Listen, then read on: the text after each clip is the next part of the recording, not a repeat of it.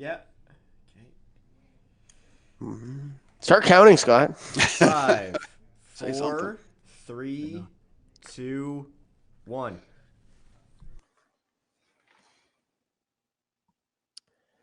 Five, 4, 3, 2, 1.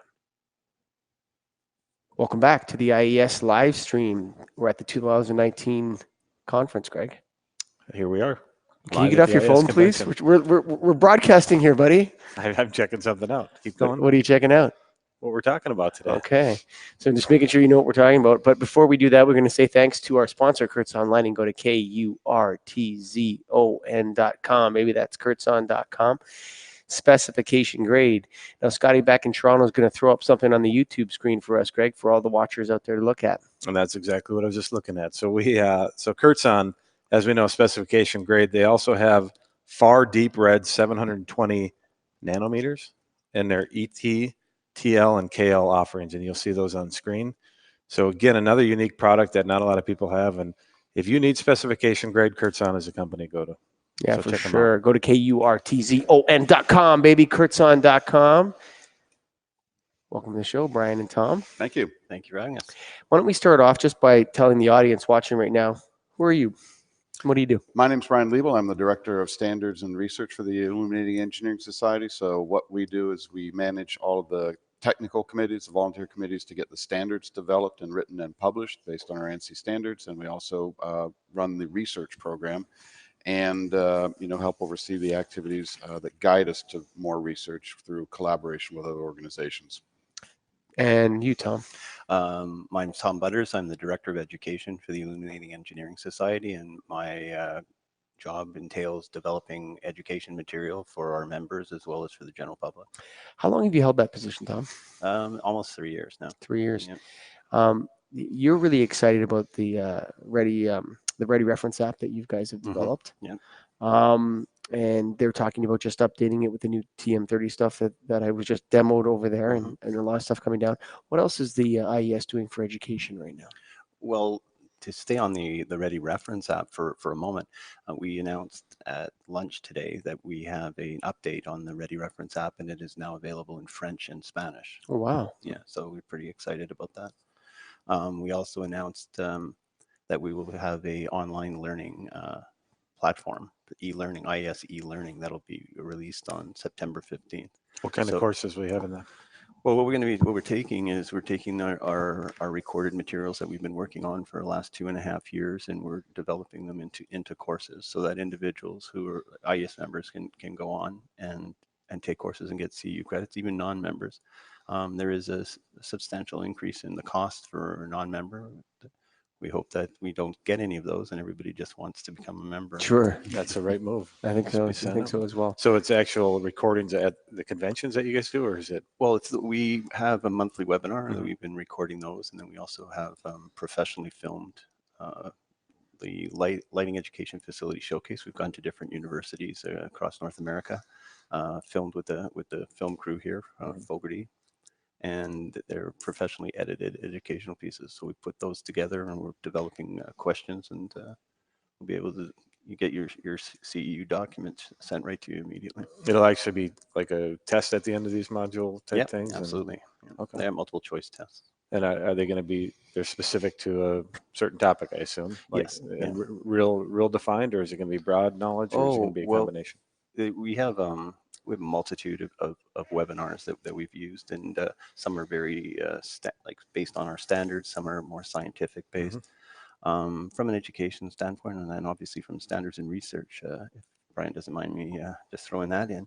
Go ahead. We have the IES is a very large umbrella. It's a big tent. So there are people, all sorts of segments of our industry, and they need education at like different levels and different topics and that. So we've been working really hard over the last 2.5 years to develop a broad range of those topics. That's what we used that word earlier. IES is an umbrella. That's a great word for you guys, because everybody kind of falls under the leadership. Yeah, like when we, for example, Nailed has educational products, but they're focused on distributors. What kind of lens is that? How do you cut it? Right. That kind of stuff, right? Or where do you find this socket or ballast or stuff like that? So there's different types, and we kind of fall under this umbrella of the IES. But this morning we're talking to Jennifer and Tim, and we discussed, and we're going to get to standards and research in a second. fine. Brian, be patient. But Greg and I are very passionate about education, and so is Tom. So we get us three together. We just keep going. But they were talking about their 5-year plan, and that now they're entering the construction of a 5-year plan for 2020 to 2025, I think it is. Mhm. What role does education play, and how are you contributing to that 5-year plan? Well, I think it's a key part of the 5-year plan. I mean, the education aspect is the grassroots. I always joke with Brian, and it's not true, but I joke that the education is the most important part of the IES, but of course it isn't.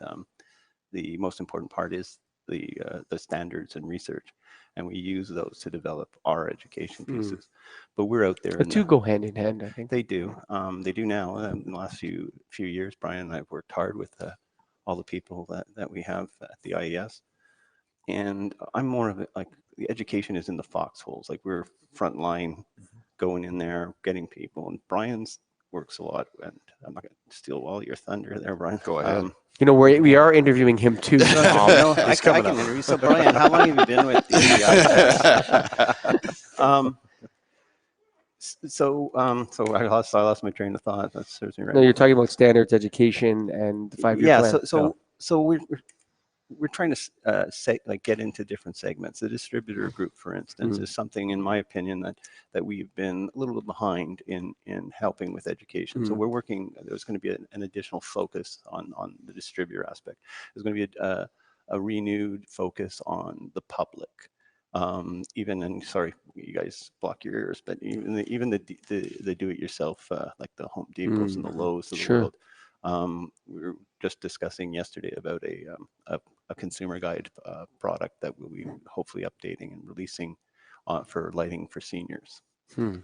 So again, the front lines. That's what we are. What do you guys think is the best way to learn? And maybe we can all answer this, but online or in person? Start with Tom.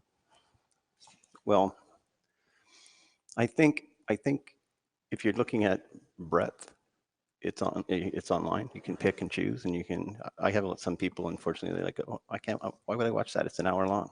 Yeah. What? But if you want depth, if you want to learn something in depth, I don't think you can beat in person. Yeah. I think practicing the art is the way to learn anything, really. Absolutely. And talking with people. Yeah, right? I think the idea of working in a lighting company or working in a lighting designing company or working somewhere involved in the business of lighting and training go really well together. Absolutely. So you're doing whatever light at wherever you are in the lighting business, you're doing some training and that's really interesting. And then you're out in the field and you notice it and you bring back the training and there's like this synergistic thing that's going on while you're working. I think it's important. Let's switch gears over to standards. Well, what are standards in research, first of all? I mean, most people I'm in charge of standards. Okay. Moving on. Right. So when we talk about standards and research, those are two different things, first of all. Yes, but they're interconnected. So the standards are, as an example, RP1. Just take that mic and just move it in front of your mouth. Just there we go. A little bit better like that? Yeah, for sure. Okay.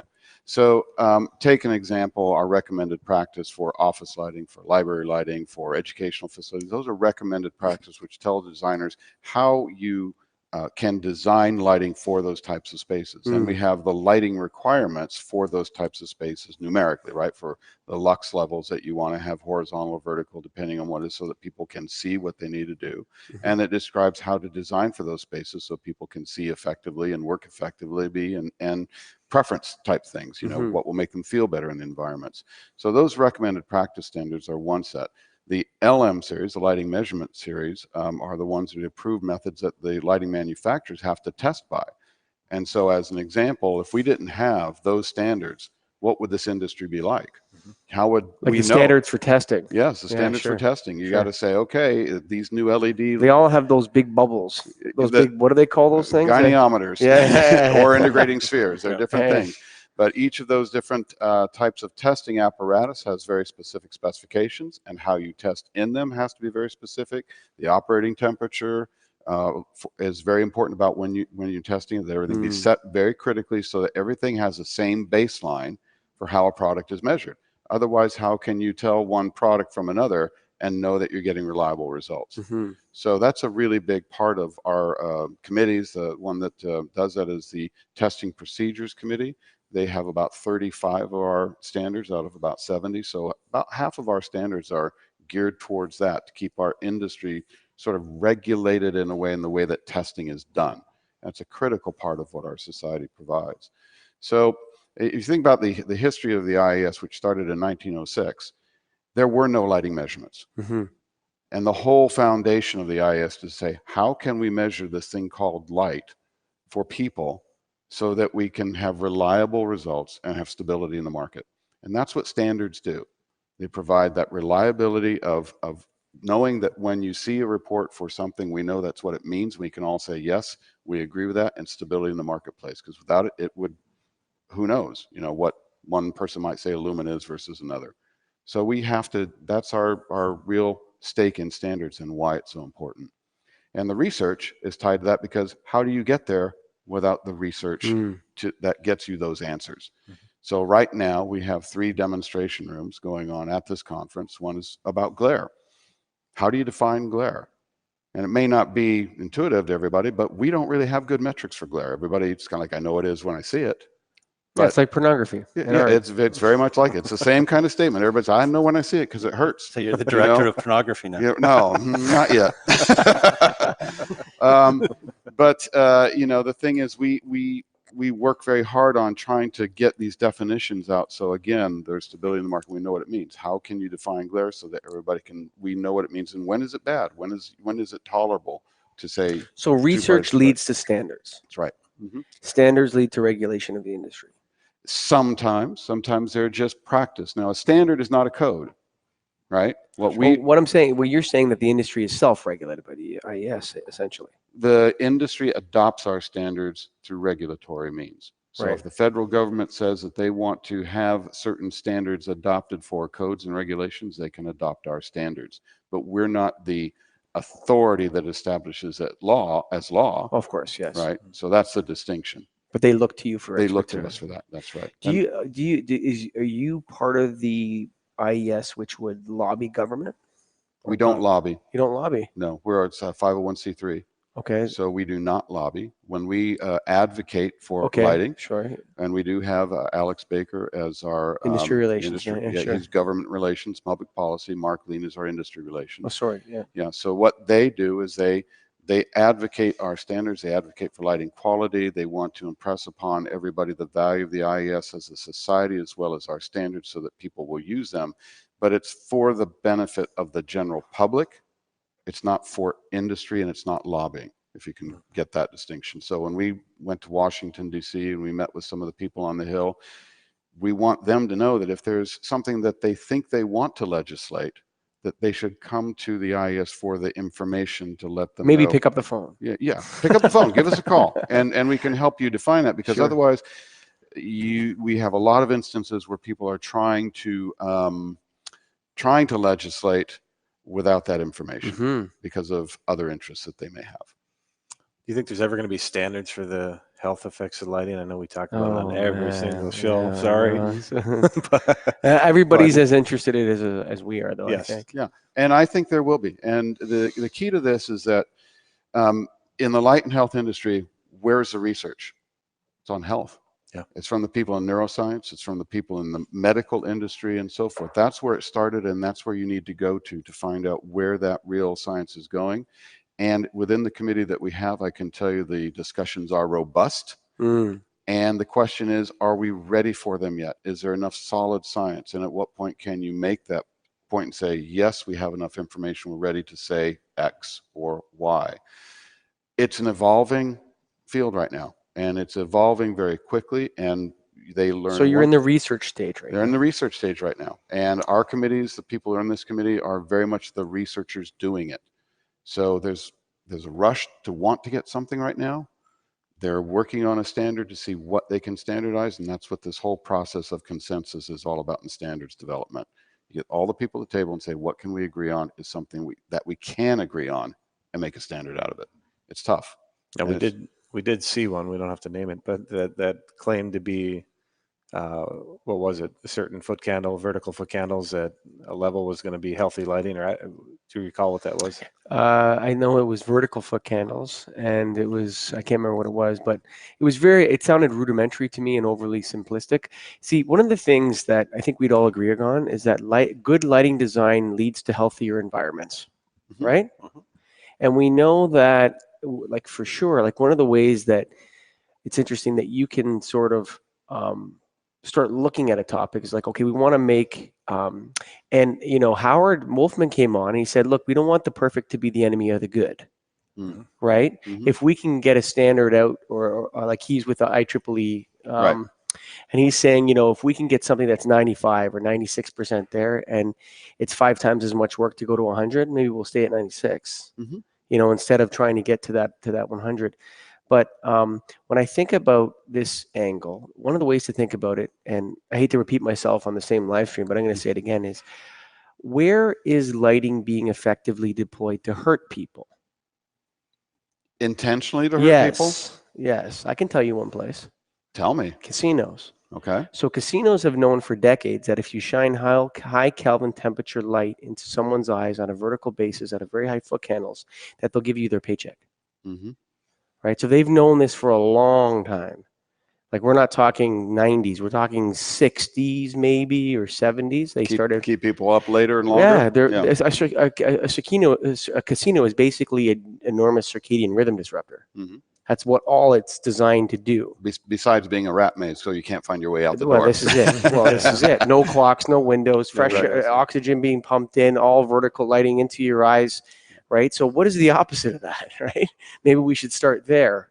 But it's interesting. So we know that we can, certainly with the flicker question, we know that we can hurt people with lighting. We know that we can make lighting environments that, are wonderful for people to be in through lighting design, through different types of. Can we make lighting systems that actually have measurable, provable? Can we have standards that will dictate? So guys in the field like Greg and I can stand in front of a customer and say, if you do this, Mhm. you will see X, Y, and Z productivity gains, less sick days, whatever the metric is that you want to throw out there. Mhm. Are you guys even thinking about doing that? Yes. Let me hit that one directly. We are going to be sponsoring a symposium in April, and it's going to be light and quality, and it's going to be about measurable metrics beyond energy. And the whole emphasis is to try to gather experts in the different fields that are looking at measurable outputs based on lighting inputs over a broad spectrum of things like light and health, productivity, absenteeism, retail sales. There's all of these different things which are called the non-energy benefits of lighting, but the quantification to put that into an economic model has not been done. And so we're putting this symposium on. We're gathering new people to be in a new economics committee to help drive that conversation, because we all know that they're there, but the actual way that you measure it for each of these variables is not well defined. It's, we always say we want to have high quality lighting. Well, we go to any place, we say we want to have better lighting because it will help productivity. And the question is, be Missourian, show me, Yeah. the show me state. Sure, I But that's get it, what yeah. they ask. Show me, how's that going to happen? Well, for a lot of this stuff, we don't have that ability to show them, even though we know it exists. So we're going to drive that. Yeah, there's that because we need that. If we're going to say we need high quality lighting, you have to have an economic basis to make these changes. Otherwise, people won't do it. There's a lot of ivory tower talk, Yeah. right? The ivory tower talking to the other ivory tower, and everything's wonderful. And sometimes that bleeds into the public, and the public get it too far ahead of time. Mm-hmm. And it's too early for them even to be hearing about this information. But the guys that are in front of the person that actually uses the light fixture on the street, there's nothing that, I don't think there's anything we can say right now. But I want to comment on something, and it's going to change the gears a little bit. Mm-hmm. But I think it tells us exactly where this energy, this industry is at, Greg. He said, we have a conference where we're going to discuss the non-energy benefits of lighting. Mhm. Like we're so focused on energy efficiency that we literally have to call the conference non-energy. We're not going to talk about energy here. Right. We're not talking about energy efficiency. Because energy is easy. Energy is easy to quantify, and it's easy to make an economic case based on energy. And I'm It's sick of it. I'm sick of the world asking the lighting industry to save all the energy for everybody. Actually, well, and that's the other thing that we well know is that with the LED technology the way it is almost at its cusp of energy efficiency. Sure. It's not going. You're not going to squeeze any more water out of that rock. You're And just not going to. Not only that And though, but all the efficiency gains in the world are from lighting. Yep. Like this business has completely been responsible. It's time for the energy generation business to make us clean energy. Mhm. Like enough with the there's only so much we can save. I mean, energy is like almost a human right, but off topic. So the non-energy benefits of lighting, like that just tells me that the fact that we have to name the conference that so people get it is just tells you exactly where the industry's been from say 2005 or whatever to 2017, Greg. It does. It really does. And kind of along that line, how long does it take to develop a standard? I know. Are we talking years? I'll tell How you, many conferences? it's a lot longer than to do anything educational. Yeah, because there's a lot of research and that goes in. And Brian just does an insanely great job of what he does, and I couldn't do it, and I don't know anybody else who could. But that's a great question. It's just I just wanted to make sure that You're ready for the answer. Yeah. So the question is how much controversy is in the standard? How much controversy is there about the topic at hand, right? Yeah. If it's a fairly simple thing, how to measure a certain type of light with the people in the testing community, they can get to that one pretty quick, and they can develop a standard around that fairly quick. It can get pretty in the weeds and a lot of minutia, but they'll get to it because it's an objective thing. As soon as you start getting into subjective issues, and human variability, it's all over the map. And then in the committees, we have to have users and producers and general interest, at least 3 categories of people in the room. It can't be one-sided, and so then you have the various interests at the table trying to reach a consensus on the topic, whatever it is, light and health, or how to light port terminals. We have a committee that's there, and so these different applications that we have, you have to have these various interests in there. Otherwise, it's not an industry consensus, and the standard doesn't hold. So it has to have all those. All things your involved. stakeholders. All the stakeholders have to be there, and they have to come to a consensus, and that's what makes a standard strong. If you don't have them there, then you could say it's lopsided, and you didn't think of certain interests in there, and it's not going to be as strong. So we work very hard to get our committees balanced, to get all those perspectives in there. And then it's all about who's in there and what their passions are and how controversial the subject matter is. And I think the hard part for me is the word standard. Like when I hear that, I'm like, okay, that means it's got to be this way. But you're saying how strong it is a level that it's not necessarily has to be this way, but well, that leads to my percentage of it. question is like, when are you the guy that, or a gal, it might be a gal, there's not a lot of women in this business, but there's a lot of women at this conference actually. This is the most gender diverse lighting conference I've ever been to, by the way. Just completely off topic. Well, thank you. No, I mean, I think that's a testament to the IES and what we do. It is. I mean, like if you go look at the halls, it's I would think it's half 55. It's pretty close, man. Yeah. It definitely it might actually be more. I don't know. I mean, it depends on where you are or whatever. But who makes the call when we've had enough research and it's time for a standard? Is that your call? Well, no. My call is to get the committee people together to reach that decision. Okay. Now, usually what happens is when you get the group of people who are interested in the topic, it's gotten to the point where they think it's ready for a standard. A lot of times when they start talking about it, they'll find out that, okay, there's a lot of information here and we're ready to publish something, but maybe it's not a full standard. And that's a document we typically call a technical memorandum. It's an IES standard of sorts, but what it is, it says this is a status of the industry at this time. Yeah. And so you can look at this and you can glean what you can from it, but it may not reach its conclusions yet. And it'll tell you why you can't. Right. So technical memorandums are typically who writes those, man? The committees, committees that are doing, like TM30, the color one that we have, which was done by the color committee, and that was fantastic, by the way. Pretty cool, no? Yeah. Right. So fantastic, that demonstration. Yeah. I'm so glad those guys are coming in here and really soon to talk to us. Well, I think they're on after us. Yeah, that's right. Yeah, and just to put a plug in, this is the TM30 is so much more than CRI. And that's what the big strength of it is. It goes way beyond what the old CRI metric was. So there's really 3 different metrics you want to look at for color, not just the one.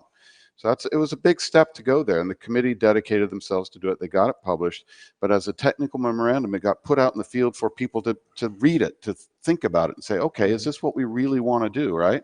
And so the CIE, the International Organization for Lighting, and around the world, that has all the different member countries, took a look at this, and at first they were saying, well, wait a minute, and then they took a look at it and they modified part of it. And then they brought it back to our committee. We said, okay, we'll agree with that. And now we do have an international standard for what's called the RF metric, which is an old CRE metric, CIE metric, CRI metric. But the other aspects of TM30, the gamut and the vector analysis and those parts of it are still in TM30, and it doesn't have quite the same global, let's say, acceptance. So it's still a TM out there. So TM is technical memorandum. Right. Okay. And that's the way a lot of these things get started. The glare thing, when it gets done, we have this glare demo that we were talking about for discomfort glare. Where that's going to lead, probably to a technical memorandum at first, so the market can see it, we can experiment with it and refine it before it becomes a recommended practice, kind of a standard. So we have these sort of placeholder things that we build in to help the market evolve. Brianne and Alex are on tomorrow morning to discuss TM21. Yeah, right. Good. So you think there will be a point, though, where you can define what healthy lighting is? Oh, okay. I do. Yeah? Yeah, I do. I don't know when that is. I think there's healthy Sunlight. lighting. I mean, Get outside right now. yeah. Let's just step back for a minute and think of how humans have evolved. All right, so we've evolved over 300,000 years over a diurnal cycle of 12-hour cycle. The last 150,000 years, we entered into controlling fire and having nighttime experiences, and that's probably the biggest thing that brought language about to us. So we got used to warmer color, lower levels at night, and extended 16-hour wake cycle and an 8-hour sleep cycle. Right? It's only been in the last 100 years since the electrification and of light into everybody's home that we've turned into a 24-hour cycle species. We are part of a grand experiment right now that we never really thought about. We just built it. And so the fact that don't start getting spiritual on no, me I'm now, just Brian. telling you. I'm just telling you right now that we are in the phase of really taking a look at what we did, because now we understand the physiology and the neuroscience behind it that we never really thought we had to think about, because as human beings, we think we can always engineer our way out of things. And so this is really, I think, to me, what we're having to do is through the medical profession, we're finding out that, maybe we weren't meant for this. And so it's going to be very interesting when we say, what is healthy lighting? Well, healthy lighting, you would say, is what we evolved with. But we're not going to go back to that probably. So what do we need to do with what the lighting is, the electric lighting? I think Marshall McLuhan has the answer to that. First we shape technology, then technology shapes us. Yeah. So, I mean, because in a sense, like when you think about this sort of stuff, we are in a way the electric light people. We are the people of electric light in human history, right? And then our children are going to be the people of augmented reality, or cyborgs, or whatever. Yeah. Like seriously, like everything in the medium is the message. It's not what you watch; it's that you watch it, right? So that you're the TV watching generation. Right, you and there's a radio listening generation. He's dating us, you see. You're a little. I mean, but we are the TV watching. Our kids are the. You know what I'm saying? There's like this technology shape going on. When does standards lead to education, Tom? Well, once the first of all, or are they going on concurrently, kind of? Ideally, they are, but when we're putting together an educational piece based on a standard, we'll have a heads up that something's coming down, right? And then there's a need, and when the standard is going to be released. But we generate our educational pieces on standards off the publication itself. So we really don't get going with that until after the standard's been approved and released. We are going for 2020. Part of our strategy is to have an educational piece for every single one of our standards. There will be a online. You can be course. busy, Tom. I have great people to work with, and a lot of. I mean, good answer, Tom. Well, you know what? I have we have 7,000 people like that work on education, and that's all our members. Right? Wow, so, yeah. It's incredible the amount of work that they do, and we've got a plan in place to start developing a lot of the education pieces for our online lighting library. We call it the online light. I think it's just the lighting. I'm going to tell you right library. now, I think Yeah. TM30 is an educational challenge for you guys. How so? Not in a bad way, in a good way. Mhm. It's a lot more complicated than CRI. Yeah, it's Yes, not a yes, number. you can- yes, and Yeah, it's like, no. what happened to Well, 82? I liked 90 82. 90 Okay, sounds good. okay, but it only is because you won't be able to get it wrong.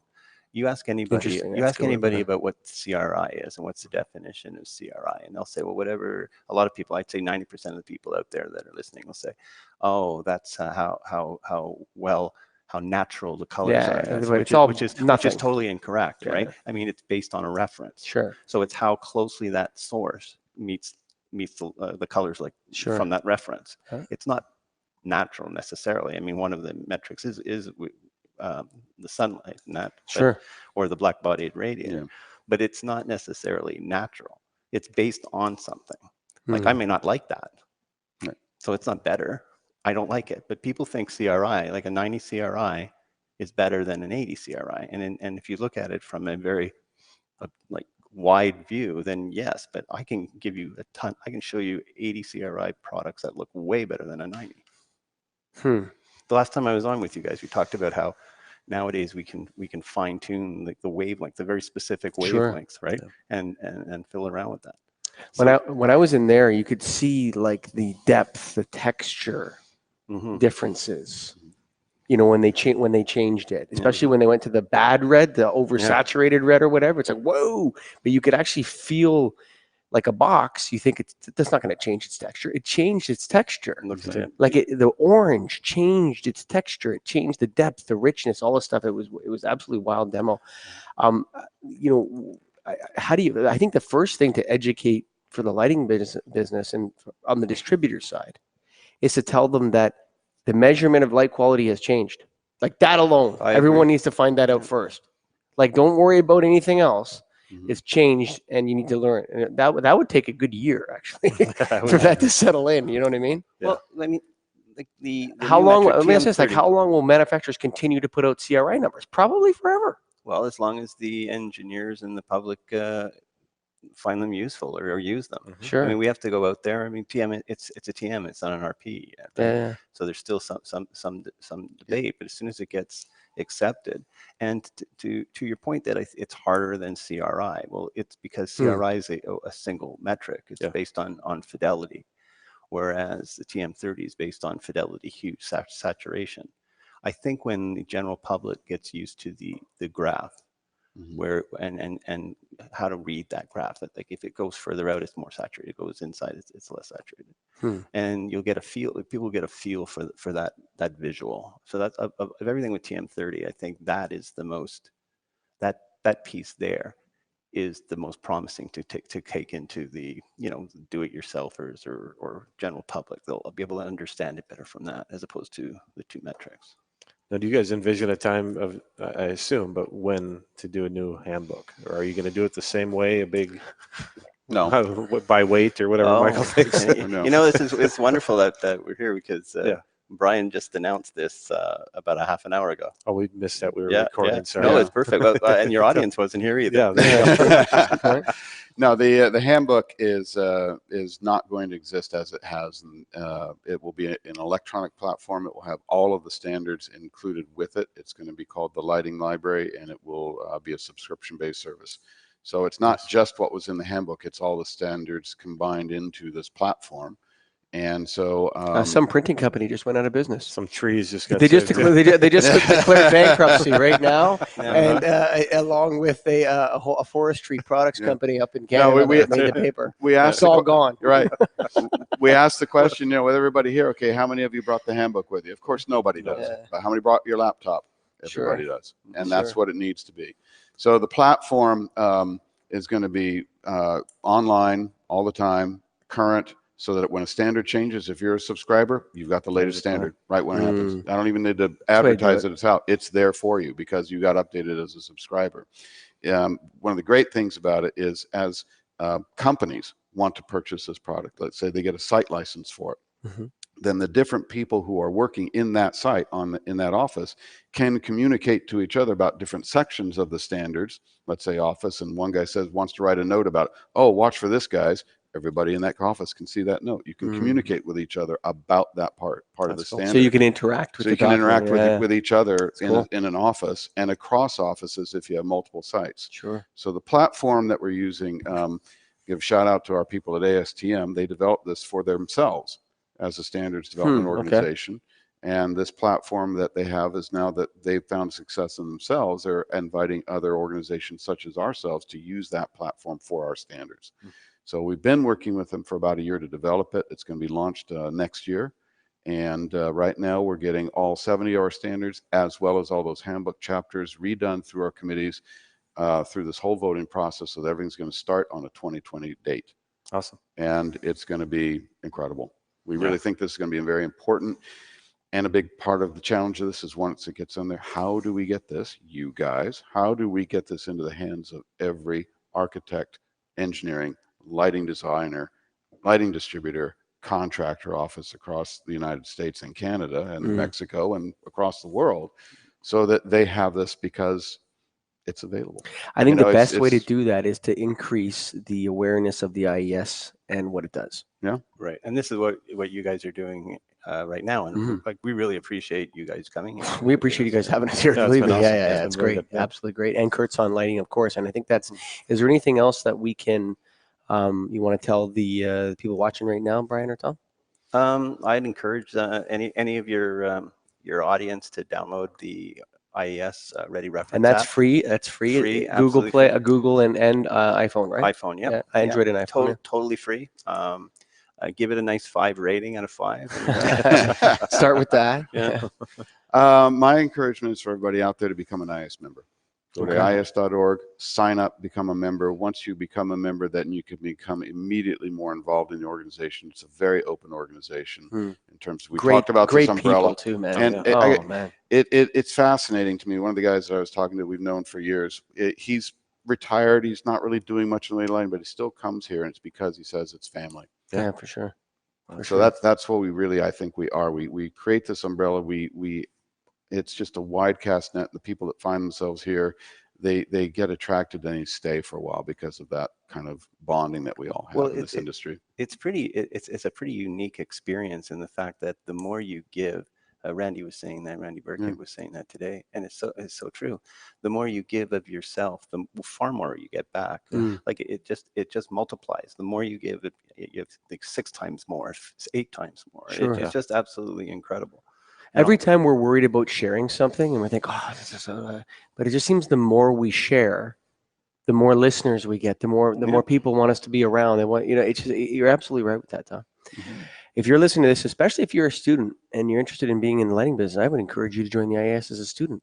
Absolutely. Yep. You can get hold of us at membership@ies.org. Another email address that we have is education@ies.org if you're interested in our free educational platforms. All right. Lots of ways to interact with the IES, folks. Hey, and we're most grateful for you, the listener out there. But right now, we're going to tell you a little bit about KURTZON.com, baby. Kurt's on lighting. Kurt's on lighting, specification, grade. Come on, Greg.